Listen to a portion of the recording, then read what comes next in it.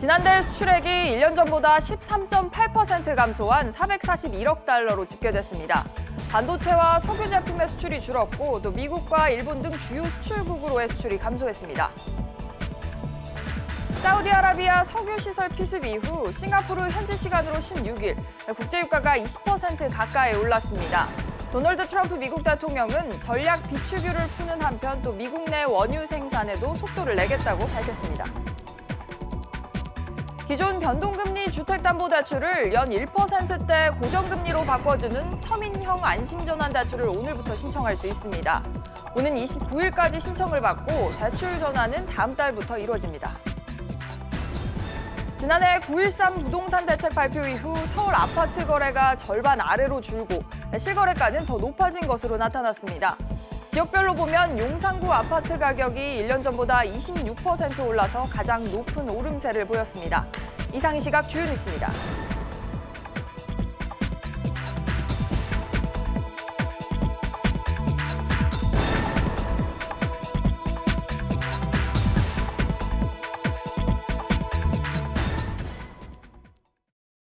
시청자 여러분 안녕하십니까? 뉴스 시작합니다. 지난달 무역 수지는 91개월 연속으로 흑자를 나타냈지만 수출과 수입이 모두 줄면서 불황형 흑자의 모습을 보였습니다. 자세한 소식 취재기자 연결하겠습니다. 장가희 기자. 네, 장가희입니다. 지난달 수출 성적표를 보면 13% 넘게 줄면서 450억 달러에 채 못 미쳤다고요? 네, 지난달 수출은 1년 전보다 13.8% 감소한 441억 달러를 기록했습니다. 이달 초 발표된 잠정치보다 0.2%포인트 더 내려앉은 겁니다. 우선 수출 증가 품목을 보면 스마트폰 등 무선 통신기기 수출이 베트남과 중국을 중심으로 51%, 그리고 싱가포르 등으로 선박 수출이 185% 증가했습니다. 승용차 수출액은 1년 전보다 5.6% 증가한 27억 8천만 달러를 기록했는데 특히 미국으로의 수출이 11% 늘었습니다. 반면 반도체 수출은 30% 넘게 하락한 82억 달러를 기록했고 석유 제품과 자동차 부품 수출도 부진했습니다.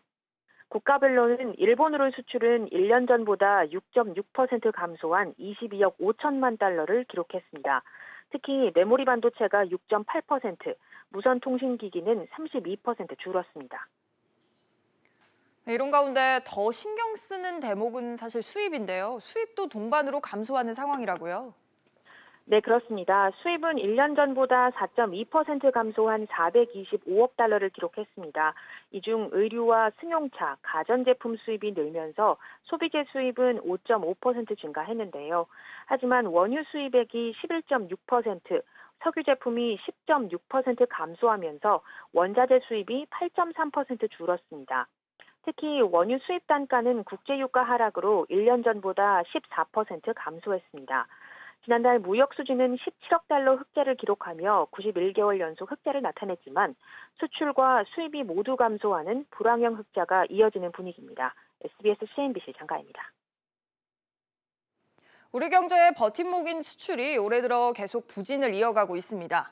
연수출 6천억 달러 돌파는 이미 물 건너갔고 5천억 달러 달성도 불투명한 상황이라고 합니다. 권세욱 기자가 보도합니다.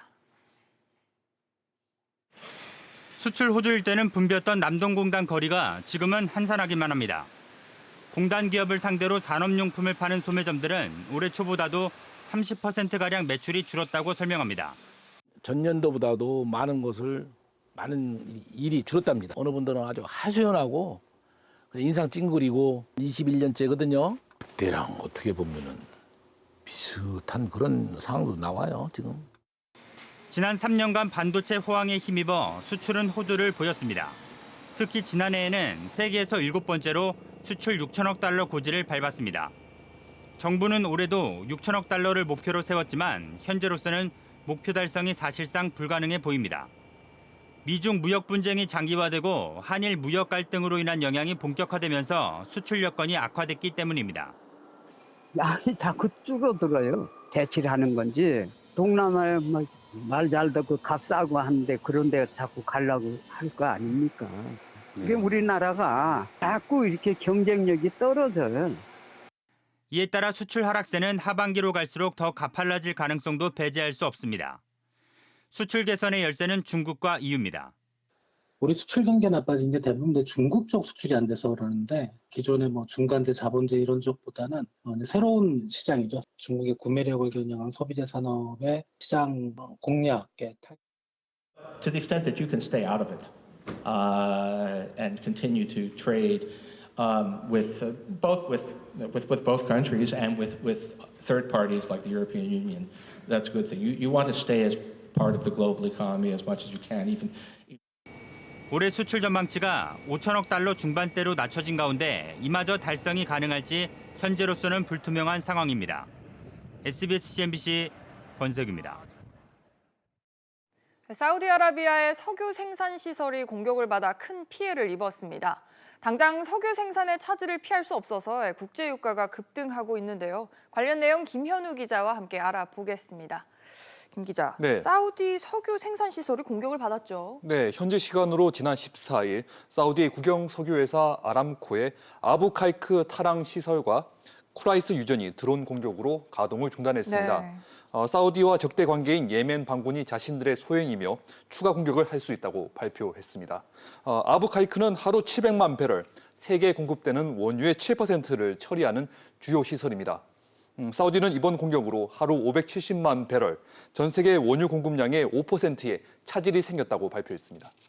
아무래도 뭐 석유 생산에 큰 차질이 피할 수 없을 것 같은데 지금 유가 상황은 어떻습니까? 네, 원유 공급 차질 우려 때문에 오늘 싱가포르 선물 시장에서 브렌트유 1배럴 가격은 한때 19% 넘게 치솟으며 72달러에 육박했습니다. 네. 조금 전인 11시까지도 10% 넘게 오른 67달러 정도를 기록 중입니다. 뉴욕 선물 거래소에서 서부 텍사스산 원유 WTI 가격도 15% 넘게 상승했다가 지금 10% 정도 상승한 60달러대를 유지하고 있습니다.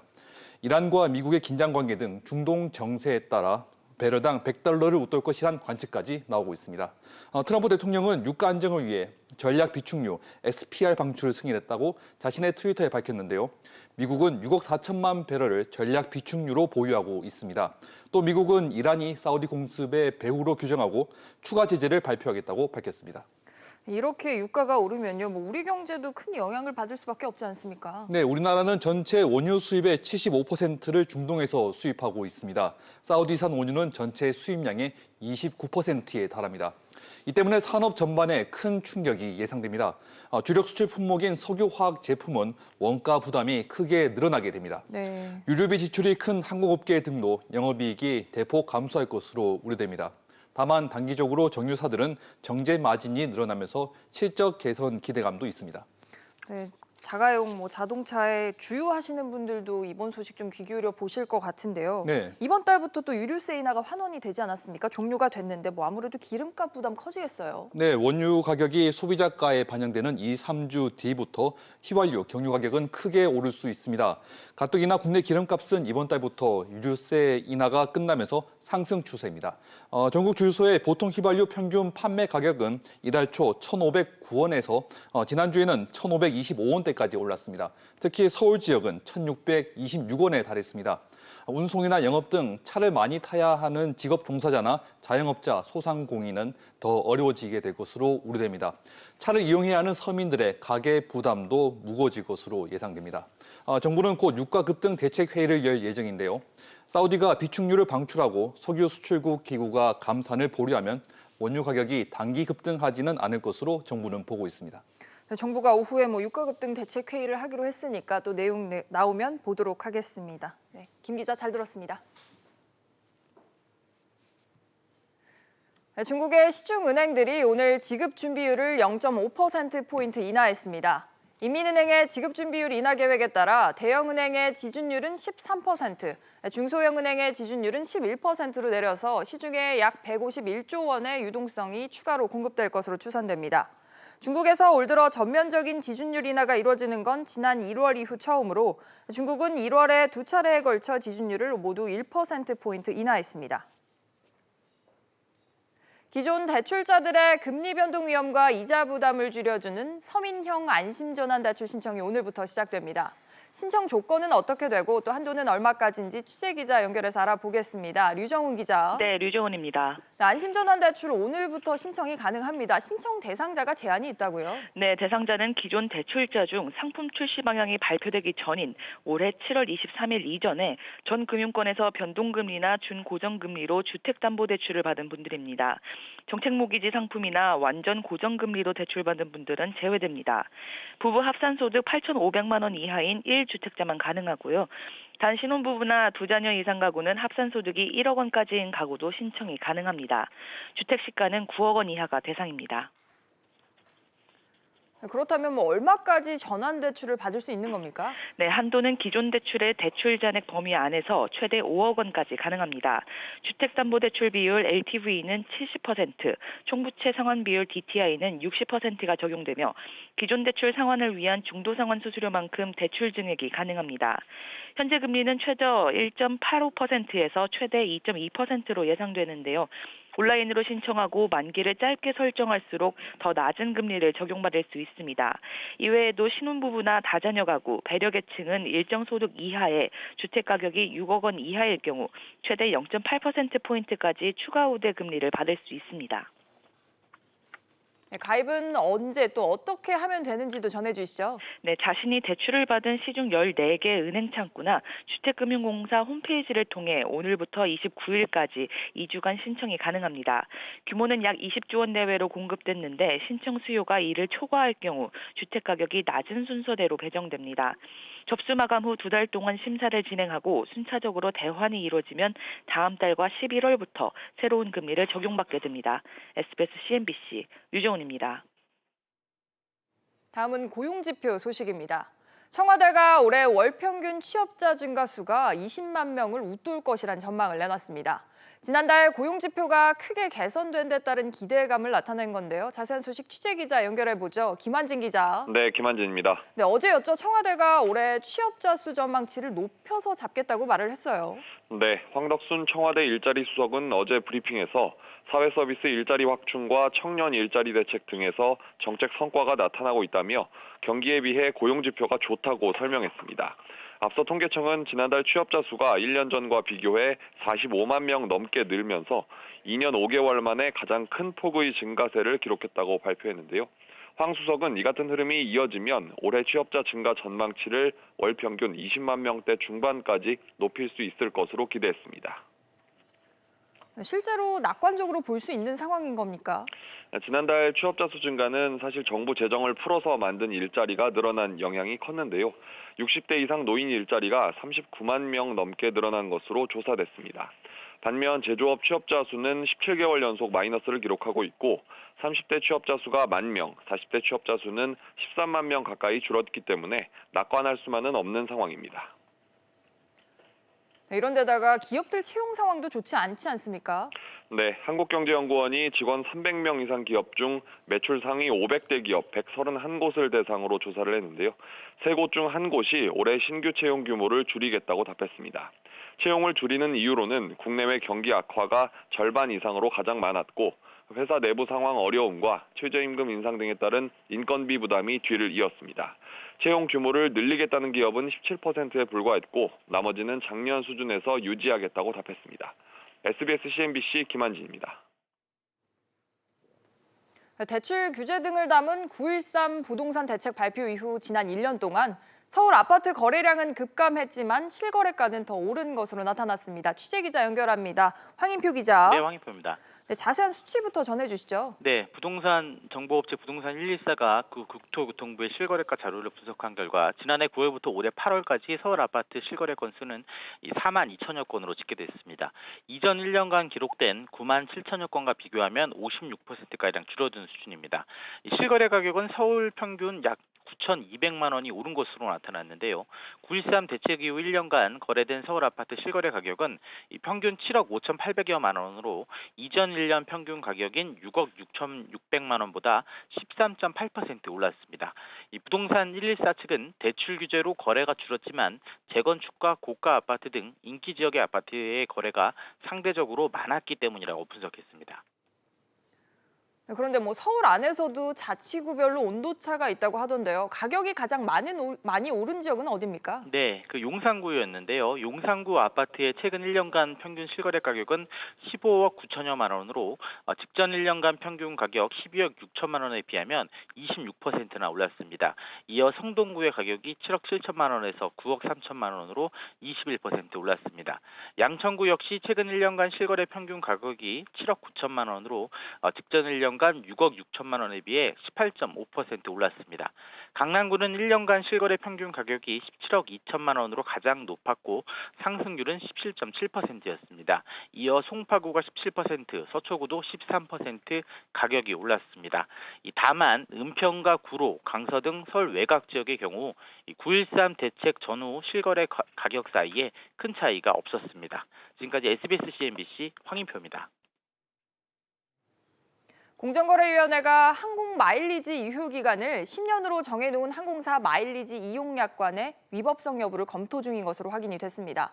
특히 올해 초부터 대한항공과 아시아나항공에서 유효 기간이 지난 마일리지를 소멸키 시작해서 소비자들의 관심이 높아지고 있는 상황입니다. 자세한 내용 취재기자 연결하겠습니다. 조슬기 기자. 네, 조슬기입니다. 공정위가 항공사의 마일리지 약관들을 들여다보고 있다고요? 네, 바른미래당 지상욱 의원이 항공사들이 마일리지에 대한 소멸 시효를 최대 10년으로 제한한 것에 대해 어떤 입장인지 공정위에 서면 질의했는데요. 공정위는 이에 대해 현재 항공사 마일리지 약관상 이용기간 관련 조항 등이 약관법에 위반되는지 여부를 검토 중이라고 답한 것으로 알려졌습니다. 이용기간을 10년으로 정해놓고 아무 이유나 설명도 없이 소비자들에게 기한이 다 끝났으니 사용할 수 없다고 한 건 문제가 있다고 판단한 겁니다. 구체적으로 시효 정지가 가능한 상황 등을 약관에 넣지 않은 것을 두고 법에 대한 그 위반 여부를 따져보겠다는 건데요. 공정위는 약관의 부당성 여부에 대한 검토와 더불어 최근 실시한 관련 연구 영역 결과를 참고해 이른 시일 내에 제도 개선 방안을 마련할 것이라고 밝혔습니다. 한편으로는 마일리지와 현금을 함께 써서 복합 결제로 항공권을 사도록 하는 방안도 검토 중이죠. 그렇습니다. 공정위는 마일리지와 현금을 함께 써서 이 항공권을 사도록 하는 복합 결제를 도입하는 방안도 검토하고 있습니다. 항공사 마일리지 사용 여건이 제한적이다 보니 소비자들의 항공사 마일리지 이용 편익을 높이려는 조치로 보이는데요. 공정위는 이와 함께 신용카드로 쌓은 마일리지를 카드 포인트로 역전환하는 방안 등도 검토하고 있는 것으로 알려졌습니다. SBS CNBC 조슬기입니다. 현대중공업이 그리스의 한 해운사와 최대 1조 8천억 원 규모의 액화 천연가스, LNG 추진선 수주를 눈앞에 두고 있습니다. 어떤 소식인지 취재기자 연결하겠습니다. 정지환 기자. 네, 정지환입니다. 네, 현대중공업이 그리스의 해운사와 사전 계약을 맺었다는 소식이 들려오네요. 네, 업계에 따르면 현대중공업이 최근 그리스의 캐피털 해운으로부터 초대형 유조선 등 최대 14척의 LNG 선박 건조 의향서를 받은 것으로 알려졌습니다. 건조 의향서는 본 계약 전에 조선소의 도크를 미리 잡는 등의 내용이 담긴 일종의 사전 계약입니다. 현대중공업이 본 계약까지 마무리해 14척을 모두 수주한다면 금액으로 최대 1조 8천억 원 규모의 계약이 될 전망입니다. 네, 이번에 사전 계약한 선박은 어떤 선박입니까? 액화천연가스 LNG를 연료로 쓰는 초대형 유조선으로 가장 큰 선박은 최대 30만 톤의 석유를 운반할 수 있습니다. 지금까지 LNG로 움직이는 유조선 중 가장 큰 규모입니다. 네, 지금까지의 유조선은 주로 디젤로 움직였는데 이 LNG 추진선이 주목을 받는 이유가 있을까요? 네, 국제해사기구가 내년부터 강화된 환경 규제를 시행하는데요. 이에 따라 해운사들은 연료에서 대기오염물질인 황산화물의 함유량을 크게 줄여야 합니다. 이를 위해 비싼 저유황유를 사용하거나 황산화물을 거의 배출하지 않는 LNG 추진선을 주문하는 겁니다. 현대중공업, 삼성중공업, 대우조선은 내일부터 미국에서 열리는 가스산업 박물함에 가스텍 2019에 참가해 적극적으로 LNG 추진선 영업에 나설 계획입니다. SBS CNBC 정지환입니다. 은성수 금융위원장이 공식 취임하면서 금융기관 수장들의 자리 이동이 잇따를 것으로 보입니다.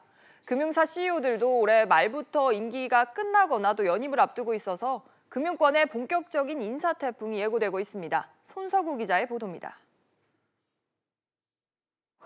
당장 관심이 집중되고 있는 곳은 차기 수출입은행장입니다. 최종구 전 금융위원장에 이어 신임 은성수 금융위원장까지 모두 전직 수출입은행장 출신이어서 수출입은행장 자리가 금융당국 수장으로 가는 이른바 황금 코스로 여겨지고 있기 때문입니다.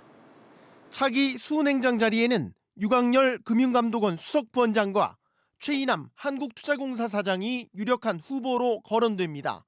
두 사람 모두 행시 29회로 공직에 입문해 국제금융 쪽에서 요직을 거쳤다는 공통점을 갖고 있습니다. 두 사람이 자리를 옮기면 연쇄적인 후속 인사도 예상되는데 금감원 수석부원장 후임에는 이병래 한국예탁결제원 사장이 거론되고 있습니다. 민간에서는 올해 말 임기가 만료되는 허인 KB국민은행장과 이대훈 NH농협은행장의 연임 여부가 사람들의 입에 오르고 있습니다. 내년 초 임기가 만료되는 조용병 신한금융지주 회장과 손태승 우리금융지주 회장의 연임 여부는 이미 금융권의 뜨거운 감자입니다. 조용병 회장은 채용비리 혐의로 재판을 받고 있어 판결 결과에 따라 연임 여부가 결정될 것으로 보입니다. 손태승 회장은 지주체제를 복원시킨 성과를 인정받지만 불안전 판매 논란에 휩싸인 금리연동 DLS 사태가 연임에 걸림돌이 될 수 있다는 분석입니다. SBS CNBC 손성구입니다. 우리 정부가 예정대로 이번 주 내로 일본을 우리의 수출 우대국 이른바 화이트리스트에서 제외하기로 결정했습니다. 문재인 대통령은 다음 주 미국 뉴욕에서 열리는 유엔 총회에 참석을 하기로 했는데요. 한일 양국 정상이 얼굴을 맞댈 것으로 보이지만 현재로서는 정상회담을 가질 가능성은 낮아 보입니다. 취재기자 연결해보죠. 최나리 기자. 네, 최나리입니다. 정부가 곧 일본을 화이트리스트에서 제외를 한다고요? 그렇습니다. 산업통상자원부는 오늘 일본을 제외하는 내용의 전략물자 수출입 고시 개정, 이른바 화이트리스트 제외를 이르면 이번 주 내에 발표한다고 거듭 밝혔습니다. 산업부는 오늘 정부 세종청사에서 열린 브리핑을 통해 이 같은 정부 계획을 밝히며 결제 등 내부 절차만 남은 마무리 단계라고 설명했습니다. 우리가 일본을 화이트리스트에서 제외를 하면 일본의 추가 보복이 있을까요? 네, 일본의 추가 보복 가능성이 있습니다. 최근 아베 신조 총리는 개각을 통해 한국의 강경한 관료들을 전면 배치했습니다. 일본 요미우리 신문에 따르면 스가와라 신임 경제산업상은 일본 정부의 수출 규제 강화는 세계무역기구 규칙에 맞는 조치라며 강경 기조에도 변함이 없을 것을 강조했습니다. 네, 앞으로 열리는 유엔 총회에서 한일 정상회담이 열릴 가능성은 어떻습니까? 양국이 수출 규제 조치를 둘러싸고 날을 세우는 만큼 정상회담이 열릴 가능성은 낮아 보입니다. 청와대 관계자는 선택과 집중을 해야 한다며 시리기적은 한일 정상회담을 계획하기보다 한미 정상회담에 집중할 뜻을 내비친 것으로 알려졌습니다. 앞서 아베 총리는 개각 이후 한국에 대한 외교 기조와 관련해 먼지만큼도 안 바뀐다고 강조한 바 있습니다. SBS CNBC 최나리입니다. 오늘부터 종이로 된 실물증권이 사라지고 전자증권이 전면으로 도입됩니다. 전자증권 제도는 실물증권의 위변조와 유통보관 비용 발생 등의 비효율을 제거하기 위해서 도입된 제도로 상장 주식과 채권 등 대부분의 증권에 해당됩니다. 정부는 기존 종이증권이 있는 경우 예탁원과 국민은행 또 하나은행을 방문해서 전자등록을 해야 합니다. 증시 상황입니다. 현재 국내 증시 모두 오름세를 보여주고 있습니다. 코스피가 0.3%가량 오르며 2,055포인트 보여주고 있고요. 코스닥 역시 0.53% 오른세로 633포인트 나타내고 있습니다. 오늘 눈에 띄는 종목들 함께 살펴보시죠. 오늘은 국제 소식과 연관해서 석유화학주와 조선주 위주로 살펴보셔야겠습니다. 지금 사우디 핵심 석유시설 두 곳이 드론의 공격을 당했습니다. SOL 같은 경우에는 이번에 공격받은 사우디 국영 정유회사인 아람코의 자회사로 사우디 원유 의존도가 그만큼 높은데요. 하지만 유가 상승 전망에 주가는 오르고 있습니다. 현재 2.81% 오르고 있고요. 조선주 같은 경우에도 모두 오름세입니다. 한국조선해양이 2% 오름세, 삼성중공업 역시 2.95% 상승세를 보여주고 있습니다. 삼성 엔지니어링도 좋은 흐름 가져가고 있습니다. 말레이시아 메탄올 플랜트 기공식 소식에 상승세를 보여주고 있는데요. 4.3%가량 오르며 17,150원에 거래되고 있습니다. 삼성전자 같은 경우 오늘 좀 빠지고 있습니다. 다우존스 지속가능 경영지수 평가 명단에서 2년째 빠졌는데요. 평가 기관을 선택 집중하는 전략 차원이라고 설명을 했지만 주가는 빠지고 있습니다. 오늘 0.95% 하락세로 46,700원에 거래되고 있습니다. 지금까지 증시 상황이었습니다. 오늘 저희가 준비한 소식은 여기까지입니다. 시청해주신 여러분 고맙습니다.